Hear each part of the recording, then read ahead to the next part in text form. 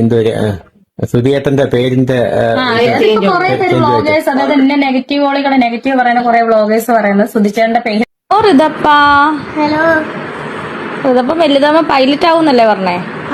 Hi, hello, നമസ്കാരം. രേണുസുതിയാണ്. ഒരുപാട് എന്താ പറയാ വിവാദങ്ങളൊക്കെ എനിക്ക് ചുറ്റും നടക്കുന്നുണ്ട്. അതിനോടൊന്നും റിപ്ലൈ തരാനോ ഹായ്, ഹലോ, എല്ലാവർക്കും സ്വാഗതം. ആരെങ്കിലും എന്റെ ഈ വീഡിയോ സബ്സ്ക്രൈബ് ചെയ്യാതെ കാണുന്നുണ്ടെങ്കിൽ ഒന്ന് സബ്സ്ക്രൈബ് ചെയ്തിട്ട് കാണുക.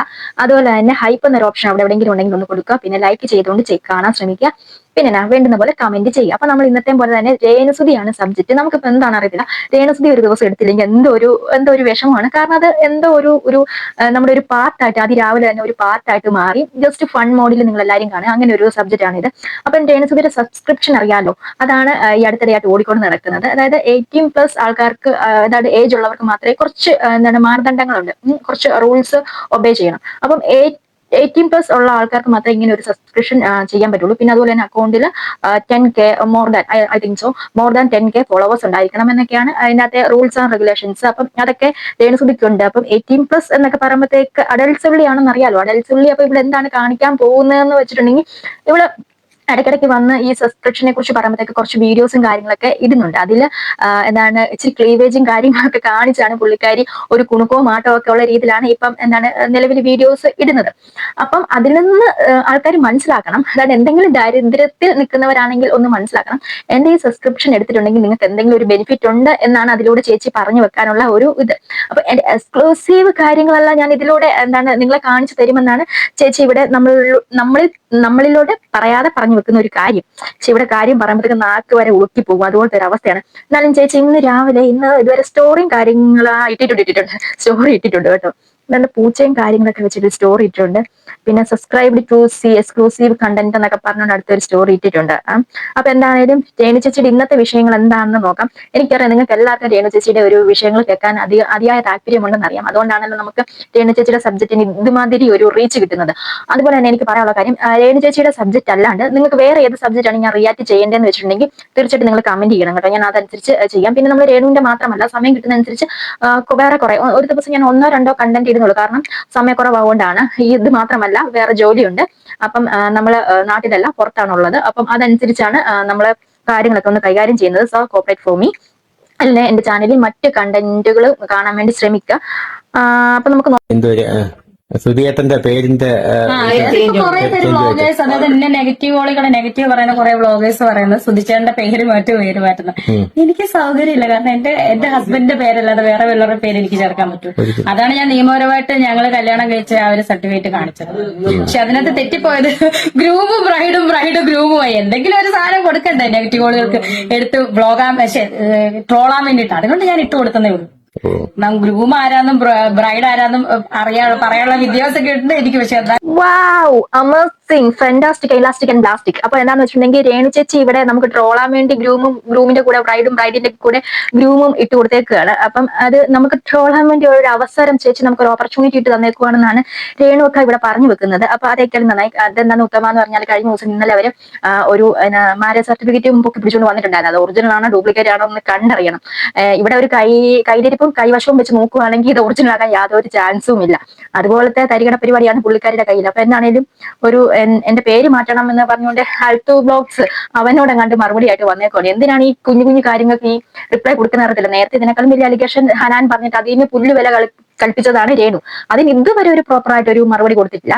അപ്പൊ കൊടുക്കാത്തതിന്റെ കാര്യം വേറൊന്നുമല്ല, നമുക്ക് നന്നായിട്ട് അറിയാം, രേണുവിനും അറിയാം. കൊടുക്കാൻ നിന്നിട്ടുണ്ടെങ്കിൽ ഒന്നല്ല, ഒരു കുറെ എണ്ണത്തിന് മറുപടി കൊടുക്കേണ്ടി വരും. അപ്പൊ എന്താണെങ്കിലും ഈ സർട്ടിഫിക്കറ്റിന് വാല്യൂ ഉണ്ട്. എന്നാന്ന് വെച്ചിട്ടുണ്ടെങ്കിൽ നമ്മുടെ ഇൻഷുറൻസ് തുക ഏകദേശം കിട്ടാറായിട്ടുണ്ട്. ഇനി കിട്ടിക്കാണത്തില്ല, കിട്ടിയെങ്കിൽ ഇങ്ങനെ വന്ന് നിൽക്കത്തില്ല. അപ്പൊ കിട്ടുന്നിടം വരെ എന്താണെങ്കിലും ഈ സർട്ടിഫിക്കറ്റും കൊണ്ട് നടക്കുക തന്നെ വേണം. പക്ഷെ ഞങ്ങളുടെയൊക്കെ സർട്ടിഫിക്കറ്റ് എന്ന് പറഞ്ഞാൽ, ഞങ്ങളുടെ മാരേജ് സർട്ടിഫിക്കറ്റ് എന്ന് പറഞ്ഞാൽ ഇതാണ് ബ്രൈഡിന്റെയും ഗ്രൂമിന്റെ ഒക്കെ ഫോട്ടോസ് വെച്ചിട്ടും പിന്നെ അതിന്റെ അടിയിൽ നമ്മുടെ വയസ്സും കാര്യങ്ങളും ഇങ്ങനെ കോളം തിരിച്ചാണ് വന്നേക്കുന്നത്. പിന്നെ എവിടെ വെച്ച് കല്യാണം നടത്തി നമ്മുടെ നമ്മുടെ പേരൻസ് ഡീറ്റെയിൽസ് കാണും. അങ്ങനെയൊക്കെ വെച്ചാണ് ഞങ്ങൾക്കൊക്കെ സർട്ടിഫിക്കറ്റ് ഇഷ്യൂ ചെയ്തേക്കുന്നത്. ഇത് നമ്മുടെ എന്താണെന്ന് അറിയത്തില്ല, ഒരു മുദ്ര പേപ്പറിനകത്ത് എഴുതി അങ്ങനെ ഒരു സ്റ്റാമ്പ് പേപ്പറിലുള്ള ഒരു സംഭവം അതിനകത്ത് അച്ചടിച്ച് വെച്ചേക്കുന്നു. സംഭവം എന്താണെന്ന് നമുക്ക് അറിയത്തില്ല.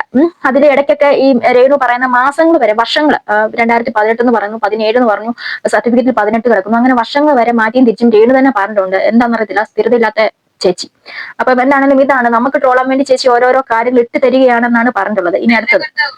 ഓ ഋതപ്പാ, ഹലോ. ഇതപ്പം വലുതാകുമ്പോ പൈലറ്റ് ആവുന്നല്ലേ പറഞ്ഞേ? ഒരു ഫ്ലൈറ്റിന്റെ പേര് പറഞ്ഞേ. എന്നിട്ട് ഇച്ചിരി മുന്നേ പറഞ്ഞത് എയർ അറേബ്യ. അതാണോ ഓടിക്കുന്നത്? എയർ അറേബ്യയോ? ഒന്നുകൂടെ പറഞ്ഞേ. എന്തോ? എയർ അറേബ്യ അല്ല, എയർ അറേബ്യ. അതാണ് ഇഷ്ടമുള്ള ഫ്ലൈറ്റ്. അടുത്ത കൊച്ചിനും കൂടെ പേരുദോഷം ഉണ്ടാക്കാൻ വേണ്ടിയിട്ട്. ഇത് ഇന്നലെ ഇവിടെ സ്റ്റോറി ആയിട്ട് വന്നൊരു സംഭവമാണ്. ഇതിന് മുന്നേ ഈ കൊച്ചിനോട് ഇവിടെ ഇങ്ങനെ ഓരോരോ ചോദ്യം ചോദിക്കുന്ന കണ്ടിട്ടുണ്ടായിരുന്നു. അപ്പം അതെടുത്ത് പോസ്റ്റ് ചെയ്തിട്ട് പിന്നെ അത് കൊച്ചിന്റെ സൗണ്ടിൽ ഇത് ചെയ്തുകൊണ്ട് വന്നിട്ടുണ്ട്. ആ കൊച്ചിന് സത്യം പറയുകയാണെങ്കിൽ ഒരു 2 വയസ്സും കൂടെ ഉണ്ടായിരുന്നെങ്കിൽ എങ്ങനെ പ്രതികരിക്കുമെന്ന് ഞാൻ പറയണ്ടല്ലോ, നിങ്ങൾക്ക് തന്നെ അറിയാലോ. ഇതുമാതിരി കൊച്ചിനെ കൂടെ കോമാളിയാക്കിയിട്ടുള്ള ഇവിടെ ഓരോരോ കോപ്രായം. കൊച്ചിനെ പോലും വെറുതെ വിടരുത്, കൊച്ചിനെ പോലും വെറുതെ വിടരുത് രേണു. അതിനെയും കൂടെ മാക്സിമം ഇട്ട് നാറിച്ചോണം. നീ നാറിയതുപോലെ ഇനി കൊച്ചിനെ ഇട്ട് നാറിക്കണം. അതുപോലത്തെ ഒരു എനമൊക്കെയാണ്. എന്താണ് അപ്പാ? ഹായ്, ഹലോ, നമസ്കാരം. രേണുസുതിയാണ്. ഒരുപാട് എന്താ പറയാ വിവാദങ്ങളൊക്കെ എനിക്ക് ചുറ്റും നടക്കുന്നുണ്ട്. അതിനോടൊന്നും റിപ്ലൈ തരാനോ അല്ലെങ്കിൽ അതിനൊക്കെ ഉള്ള മറുപടി പറയാനോ ഉള്ള സമയമോ ഇല്ല എനിക്കിപ്പം. അതിനുള്ള അവസരത്തിനും അല്ല രേണുസുതി വന്നത്.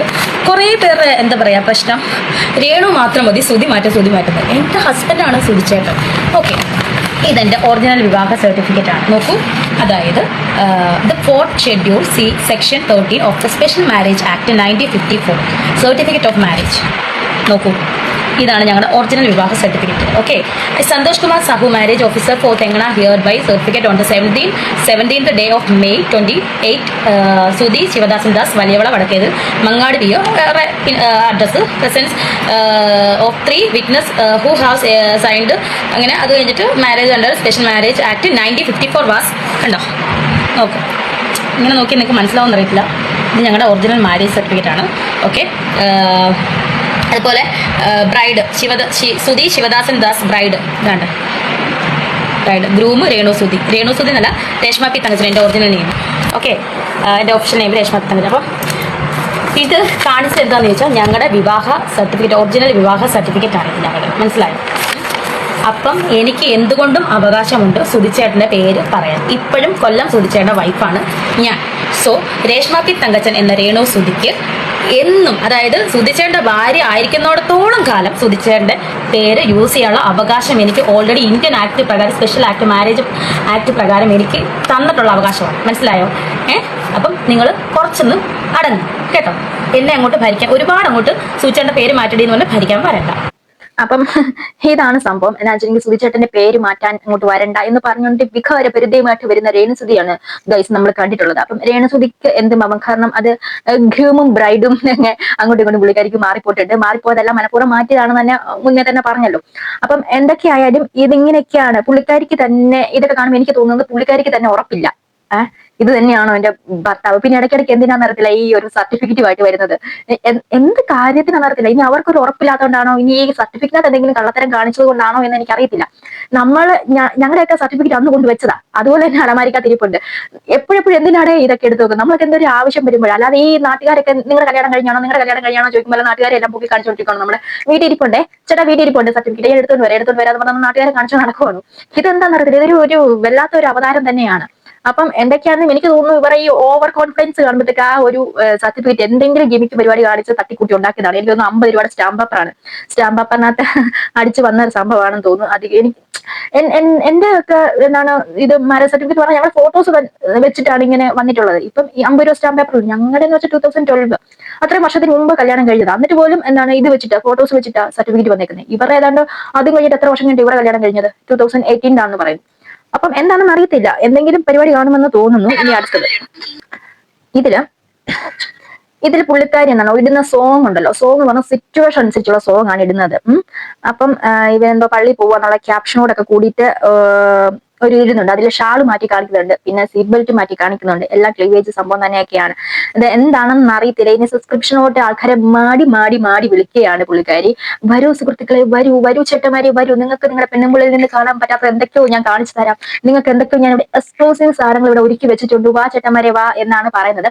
അപ്പൊ ഇത് കേൾക്കുന്ന എന്റെ ചേച്ചിമാരോടാണ് എനിക്ക് കുറച്ചധികം കാര്യങ്ങൾ എനിക്ക് കാര്യമായിട്ട് തന്നെ പറയാനുണ്ട്.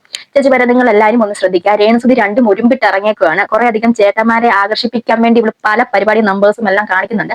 അതുകൊണ്ട് നിങ്ങൾ നിങ്ങളുടെ ചേട്ടന്മാരുടെ ഇൻസ്റ്റയിൽ പോയി ഒന്ന് നോക്കൂ. അവിടെ സബ്സ്ക്രിപ്ഷൻ വല്ലതും ചെയ്തിട്ടുണ്ടോ ഒന്ന് നോക്കി ഉറപ്പ് വരുത്തുക.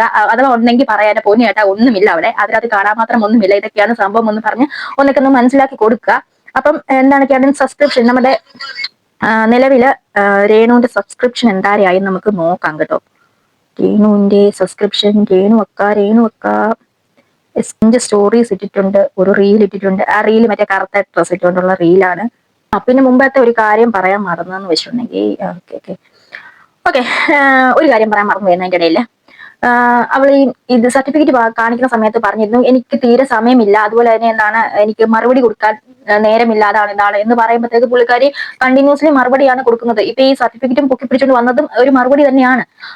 അത് മറുപടി തന്നെയാണ്. എന്നിട്ട് ഇവര് അതേ വായം കൊണ്ട് പറയുന്നത് എനിക്ക് സമയമില്ലെന്ന്. കഴിഞ്ഞ ദിവസം എന്താ പല്ലിനോ പാറ്റേന്ന് വിളിച്ചെന്ന് പറഞ്ഞുകൊണ്ട് കമന്റും പെർക്കെടുത്തിനും മറുപടി വന്നിരുന്നു. പിന്നെ ആരാണ്ട് ഒരു പുള്ളിക്കാരി ഇവരെ മോശം ഒരു വേർഡ് ഉപയോഗിച്ച് അഭിസംബോധന ചെയ്തപ്പോഴത്തേക്ക് അതിനും മറുപടി ആയിട്ട് വന്നിരുന്നു. പിന്നെ ഇന്നലെ പോടി പുല്ലേന്ന് വിളിച്ചതിനും മറുപടി ആയിട്ട് വന്നിരുന്നു. ചേച്ചിക്ക് സമയമില്ല, മറുപടി കൊടുക്കാൻ സമയമില്ല, പക്ഷെ കൊടുക്കുന്നതെല്ലാം മറുപടിയാണ്. അതാണ് എനിക്ക് മനസ്സിലാകാത്തത്. പിന്നെ ഓടി നടന്ന് ഇപ്പൊ ചേച്ചിക്ക് സമയമില്ലാത്തത് ഓടി നടന്നാണ് മറുപടി കൊടുക്കുന്നത്. അതിന്റെ ലോജിക് എന്നാന്ന് എനിക്ക് ഇതുവരെ മനസ്സിലല്ല. നിങ്ങൾക്ക് മനസ്സിലായെങ്കിൽ തീർച്ചയായിട്ടും കമന്റ് ചെയ്യുക. അപ്പം ഇതൊക്കെയാണ് ഒരു സബ്ജക്ട് എന്ന് പറഞ്ഞാല്. അപ്പം നിങ്ങൾക്ക് ഇതിൽ നിന്ന് എന്താണ് തോന്നിയെന്ന് വെച്ചാൽ തീർച്ചയായിട്ടും കമന്റ് ചെയ്യുക. ചുമ്മാ ജസ്റ്റ് ഫോർ ഫൺ എന്ന് നമ്മൾ ചെയ്യുന്നുണ്ട്, ഇന്ന് നമ്മൾ ചെയ്യുന്നു മാത്രമേ ഉള്ളൂ. അപ്പം നിങ്ങൾക്ക് ഇതിൽ തോന്നിയല്ല കമന്റ് ചെയ്യാൻ. അടുത്ത നാളെ ഒരു വീഡിയോ കാണുമ്പോൾ ശ്രദ്ധിക്കുക. ബൈ.